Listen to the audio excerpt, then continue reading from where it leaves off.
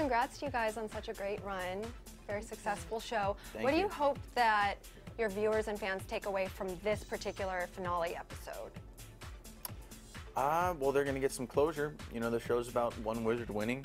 They're going to get some closure. It'll be a satisfying ending to a show that they've grown up with. Yeah, I think after following the series for a while, I really hope all they take away from it is they're satisfied with the ending and they actually enjoy the kind of hour-long episode and the antics we get into. It'll be fun. And take away the values that the show promotes, which is ultimately family, which is important. Nice. They hit everything, basically. Yeah, You guys are like all on the same wavelength at we're on this the point, same right? page. We're on the same page. What they say. Same page, same couch. Now, as Jake, Selena, and David, who do you think should win this final Wizards competition? Because that's like the big part of this final episode coming up. Jake. I really think it's hard to say. I mean, obviously, I want to say I wish Max would win, and I hope Max gets the powers. But at the same time, there are elements from so many different episodes where you would think, oh, Max would get it, or Justin would get it, or Alex would get it. I think if neither of them won it, however that would play out, that would really be interesting. If I was a betting man, I'd probably bet on Max just because he's the dark horse of the competition. I'd never expect him to win or even really compete. So yeah, I'd probably bet on him. Is it Alex for 2012? What do you mean? Like, are you running? Oh, am I running are a you campaign to campaigning win? for Alex? No, I think I actually really wanted Max to win. I told the writers that from the beginning. I thought it would be awesome if he won. So I think they'll be surprised. Has there been any time where you've maybe given an idea that you would like to see happen in the storyline where you actually saw it happen?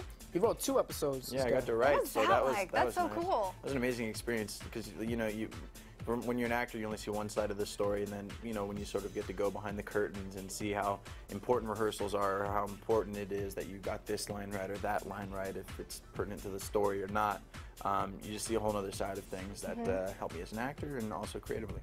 So speaking of behind the scenes, if you were to cast yourself as any other wizard on the show, who would it be and why? I would be Greg Sulkin. Just because the guy's a stud. In real life? Yeah, in real life. He's like young Hugh Grant. He's like young Hugh Grant. I'd be him for a day. With that accent, man, he just draws attention to himself.